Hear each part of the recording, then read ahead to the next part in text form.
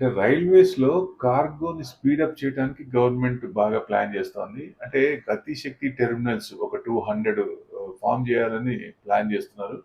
So, డెఫినిట్‌గా ఫ్యూచర్‌లో transportation అంటే ఎక్కువ రైల్వే ద్వారా ఎక్కువ జరుగుతుంది డెఫినిట్‌గా. ఎందుకంటే దాదాపు రైల్వేస్‌లో కూడా 2.56 లాక్ క్రోర్స్ ఫ్రైట్ సర్వీసెస్ వచ్చింది. 70% అకౌంటింగ్ దాంట్లో.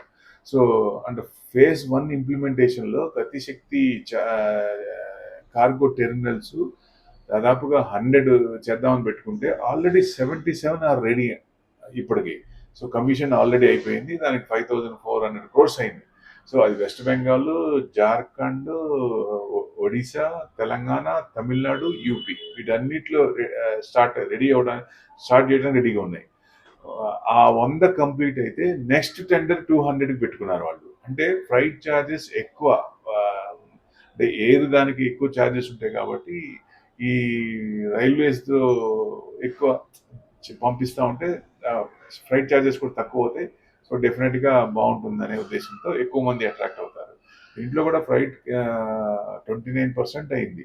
లాస్ట్ 2020లో 27%, 2% పెరిగింది. So they are plan to take it to 35% by 2030. దీన్ని అంటే ఎంత లాభాల్లో వస్తాయో చూసుకోండి. అంటే రైల్వే స్క్రిప్ట్స్ ఏవేవైతే ఉన్నాయో అలాంటి స్క్రిప్ట్స్ కొన్ని మనం సెలెక్ట్ చేసుకొని లాంగ్ టర్మ్ పెట్టుకుంటే మంచి రిటర్న్స్ వచ్చే ఛాన్స్ ఉంటుంది. Thank you very much.